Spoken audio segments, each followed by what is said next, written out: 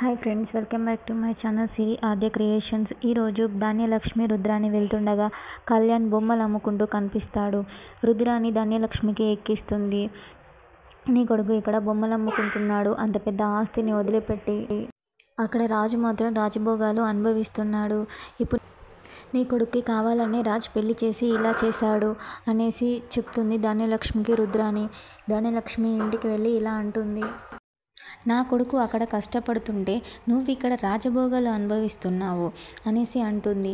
నా కొడుకు న్యాయం చేయాలి అనేసి అంటుంది ధాన్యలక్ష్మి. అప్పుడు ప్రకాశం, బయట ఉన్న నీ కొడుకు న్యాయం ఎలా చేస్తారు అనేసి అంటాడు ప్రకాశం. ఈ ఆస్తిని ముక్కలు చేయండి అనేసి అంటుంది ధాన్యలక్ష్మి. అందరూ షాక్ అవుతారు.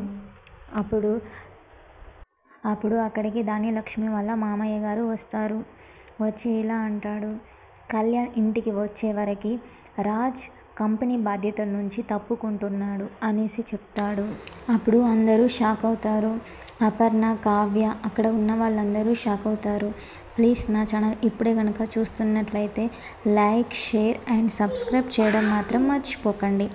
Bye friends.